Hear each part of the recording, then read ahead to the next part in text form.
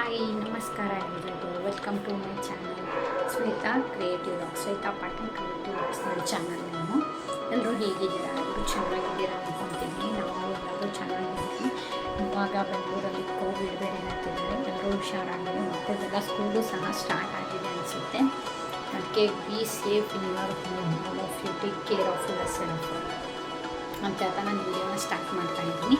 Next ವೀಕಲ್ಲಿ mummy papa ಎಲ್ಲ ಬರ್ತಿರ್ತಾರೆ. ಈ ವೀಕಲ್ಲಿ ನಾವು ಸ್ವಲ್ಪ ರಾಮೇಶ್ವರಂ ಪ್ಲ್ಯಾನ್ ಹಾಕೋದ್ರಿಂದ ಎಲ್ಲ ಕಬೋರ್ಡ್ ವಾರ್ಡ್ರೋಬ್ ಎಲ್ಲ ಕ್ಲೀನ್ ಮಾಡ್ತಿದ್ದೀನಿ. ಸ್ಯಾರೀಸ್ನ ಕ್ಲೀನ್ ಮಾಡ್ಕೊಂಡೆ, ಇವತ್ತು ಇದನ್ನ ಕ್ಲೀನ್ ಮಾಡ್ತಾಯಿದ್ದೀನಿ. ಇನ್ನೂ ತುಂಬ ಕೆಲಸ ಮಿಕ್ಕಿದೆ ನನಗೆ. ನೋಡ್ಬೋದು ಅವ್ರು ಬರ್ತಿದ್ದಾರೆ ಅಂತ ಎಲ್ಲ ಕ್ಲೀನ್ ಮಾಡಿದ್ದೀನಿ. ಡ್ರೆಸ್ಸಿಂಗ್ ಟೇಬಲು ಸಹ ತುಂಬ ಗಲೀಜ್ ಆಗಿಬಿಟ್ಟಿತ್ತು, ಅದನ್ನು ನೀಟಾಗಿ organised ಮಾಡಿಟ್ಬಿಟ್ಟಿದ್ದೀನಿ.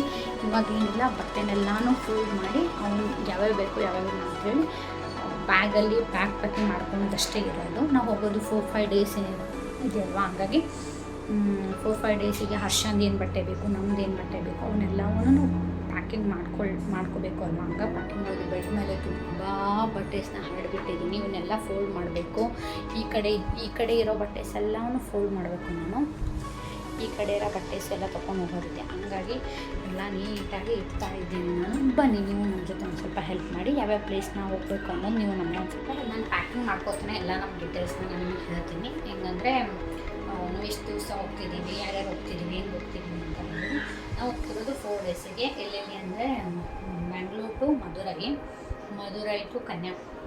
To Rameswaram to Kanyakumari, ಆದರೆ ತಿರುವನಂತಪುರಂ ಹೋಗಬೇಕು ಅನ್ನೋ ಪ್ಲ್ಯಾನಿಂಗ್ ನಮಗಿದೆ. ನೋಡೋಣ, ಕಲಿತ್ರೆ ತಿರುವನಂತಪುರಂ ಒಂದು ನೋಡಿ ಬರೋದಿದೆ. ಮೀನ್ಸ್ ಅದೊಂದು ಸ್ವಲ್ಪ ಅಲ್ಲಿಂದ ಕನ್ಯಾಕುಮಾರಿಯಿಂದ ಮೇ ಬಿ 150 ಕಿಲೋಮೀಟರ್ಸ್ ಏನು ಹೋಗುತ್ತೆ. ನಮಗೆ ಕನ್ಯಾಕುಮಾರಿಲಿ ಇರೋದು 1 ಡೇ ಮಾತ್ರ, ಹಂಗಾಗಿ ಒಂದು ಸ್ವಲ್ಪ ಥಿಂಕ್ ಮಾಡೋದಾಗಿದೆ. ನೋಡಬೇಕು ಯಾವ್ಯಾವ ಪ್ಲೇಸ್ನ ನಾವು ನೋಡ್ತೀವಿ ಅನ್ನೋದು.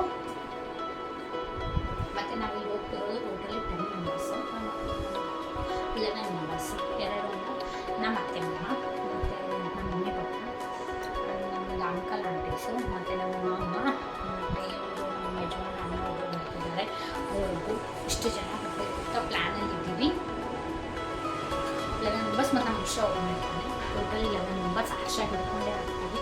ಒಬ್ರೊಬ್ಬರು ಏನು 3 ಬ್ಯಾಗ್ಸ್ ಆಗ್ತಿದೆ. ನೋಡಬೇಕು 4 ಡೇಸಿಗೆ ಅಲ್ಲಿ ಸ್ಟೇ ಮಾಡೋಕ್ಕೆ ನಾವೇನು ನೋಡಿಲ್ಲ ಇನ್ನು. ನಾವು ಅಂದ್ಕೊಂಡಿರೋದು ಏನಂದ್ರೆ ಇಲ್ಲಿಂದ ಹೋಗಿ ಅಲ್ಲೇ ಹೋಟೆಲ್ ಮಾಡಿದ್ರೆ ಆಯಿತು, ಇವಾಗ ಅಂದ್ಕೊಂಡು ಟ್ರೈನ್ ಟಿಕೆಟ್ ಮಾತ್ರ ಹೋಗಿ ನಾವು ನಂಗೆ ಮುಂಚೆನೇ ಮಾಡಿರೋದು. ನಂಗೆ ಆಲ್ರೆಡಿ ನಾವು ಇವಾಗ ಜೂನಲ್ಲಿ ಹೋಗ್ತಿರೋದಿಲ್ಲ, ಜೂನ್ 1st ವೀಕಲ್ಲಿ ಅಲ್ಲ 2nd ವೀಕಲ್ಲಿ ಹೋಗ್ತಿರೋದು, ಜೂನ್ 2nd ವೀಕ್.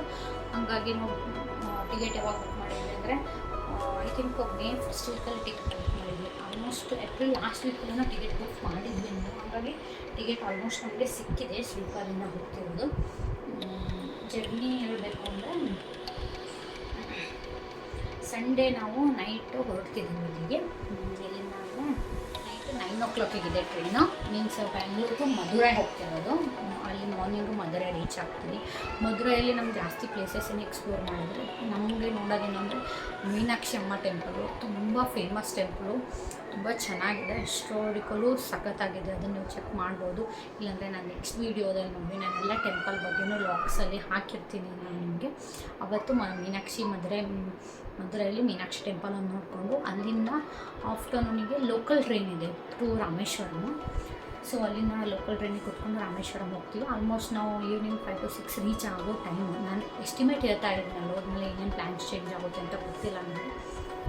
ಎಸ್ಟಿಮೇಟ್ಲಿ ಒಂದು 5 to 6 ರೀಚ್ ಆಗ್ತೀವಿ ನೀವು. ಅದಾದಮೇಲೆ ಅಲ್ಲೇ ಒಂದು ರೂಮ್ ತೊಗೊಂಡು ಸ್ಟೇ ಮಾಡಿ ಬೆಳಗ್ಗೆ ಎದ್ದ ತಕ್ಷಣ ರಾಮೇಶ್ವರಮಲ್ಲಿ ದರ್ಶನಕ್ಕೆ ಹೋಗ್ಬೇಕಂದ್ರೆ 4 o'clock ದರ್ಶನ ಮಾಡ್ಕೋಬೇಕಲ್ಲಿ.